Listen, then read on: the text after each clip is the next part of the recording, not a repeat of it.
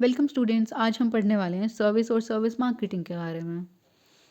Products में दो चीज़ें होती हैं, गुड्स और सर्विसेज। गुड्स ऐसे ऑब्जेक्ट्स होते हैं जिनको आप देख सकते हैं, फील कर सकते हैं, टच कर सकते हैं, बट सर्विसेज में ऐसा नहीं होता। सर्विसेज आर इनटेंजिबल, आप उनको देख नहीं सकते, फील नहीं कर सकते, टच नहीं कर सकते जब तक आप उनको खरीद ना लें। खरीदने से मतलब है कि सिर्फ और सिर्फ आप सर्विसेज को एक्सपीरियंस कर सकते हैं। फॉर एग्जांपल हेयर कट, आप हेयर कट कराने जाते हैं सैलून में, तो आपने हेयर कट कराया, आपने एक्सपीरियंस कर लिया और आप आ गए वहाँ से।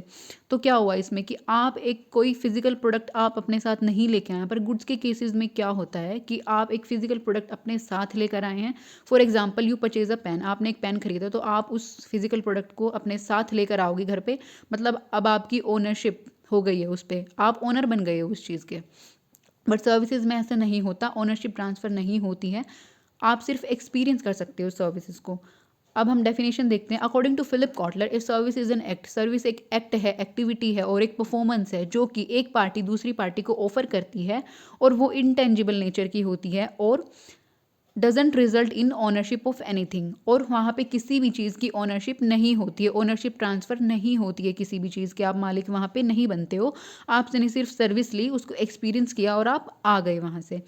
According to American marketing association, इसके अकॉर्डिंग क्या कह रहे हैं, सर्विसेज आर एक्टिविटीज़, बेनिफिट्स और सेटिस्फेक्शन।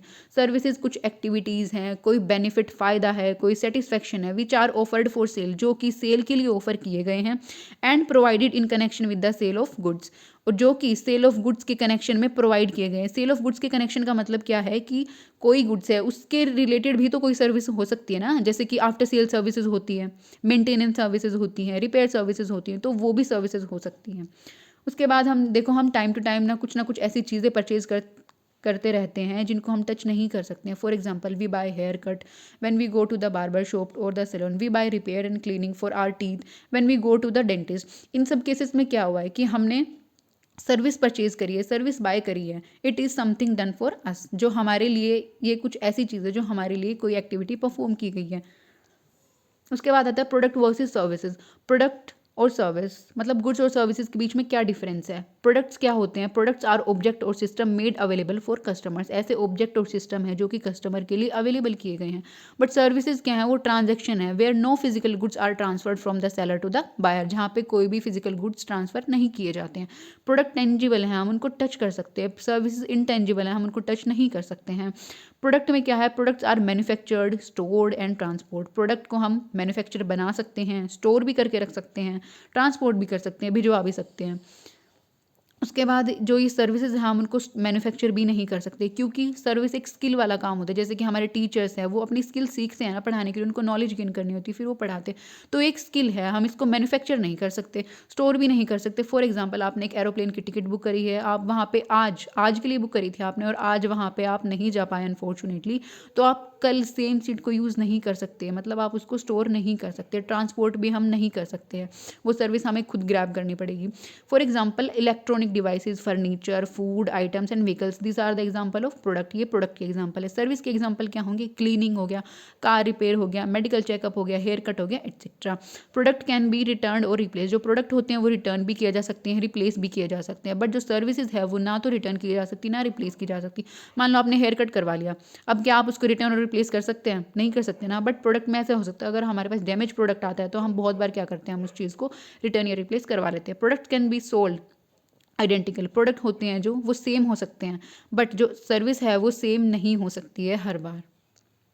उसके बाद आते हैं components of services. Physical product, service delivery, service environment. Physical product क्या होते हैं, जिनको हम टच कर सकते हैं, देख सकते हैं, ठीक है, ये सारी चीज़ें होती हैं फिजिकल प्रोडक्ट, जैसे कि TV, radio, computer, hair oil, vacuum cleaner, washing machine, etcetera. But service product क्या होता है, सर्विस इज एन एक्टिविटी और बेनिफिट। सर्विस एक एक्टिविटी होती है या फिर बेनिफिट होता है जो एक पार्टी दूसरी पार्टी को ऑफर करती है, विच इज़ एसेंशियली इंटेंजिबल, जो इंटेंजिबल होती है और ओनरशिप ट्रांसफर जहाँ पे नहीं होती है। Service involve some interaction with customers without affecting transfer of ownership. For example, हम जो भी है, जो ये एग्जीबिशंस विजिट करते हैं, ट्रेड फेयर्स विजिट करते हैं, एक्सेट्रा। सर्विस प्रोडक्ट में यही होता है कि हम कोई भी एक सर्विस ग्रैब कर रहे हैं कहीं से, और हम उस चीज़ को एक्सपीरियंस कर रहे हैं सिर्फ, वो होता है service product. Service environment, service environment का मतलब होता है कि किस फिजिकल एनवायरनमेंट में आप वो सर्विस ग्रैब कर रहे हैं।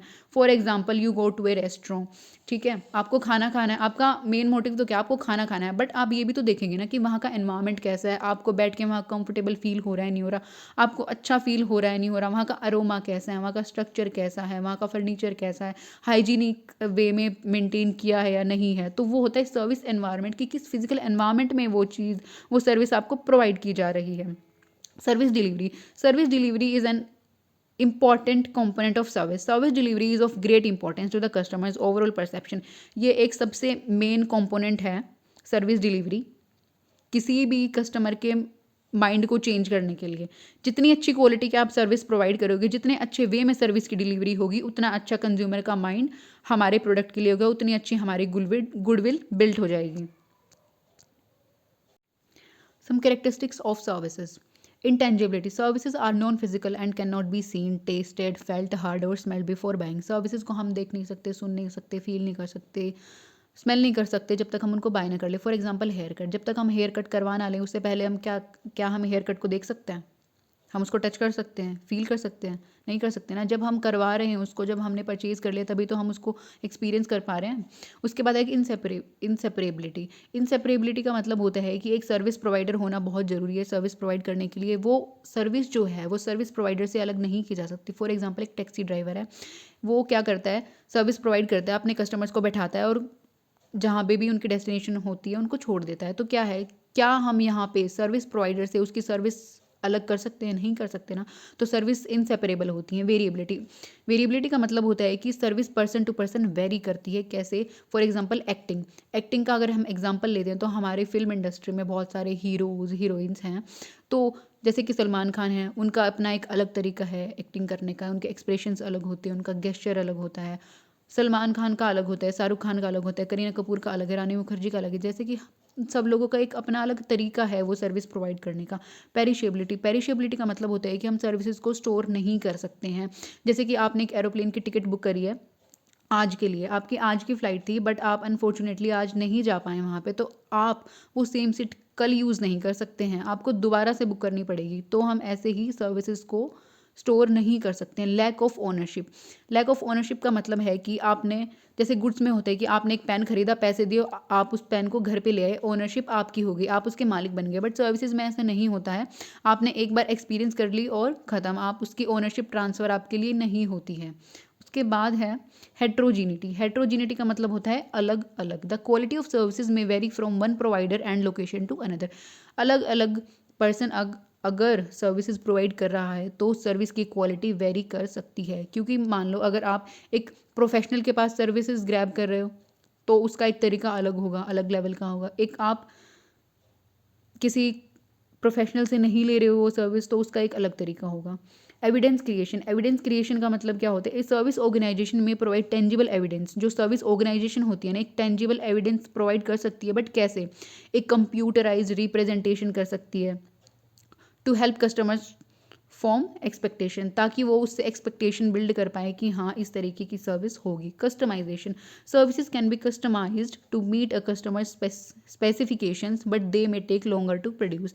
जो सर्विसेज होती हैं वो कस्टमाइज करी जा सकती हैं ताकि जो कस्टमर का स्पेसिफिकेशन है वो उससे मीट कर पाए, but they make longer to produce. But उसमें क्या होता है कि थोड़ा सा टाइम लगता है।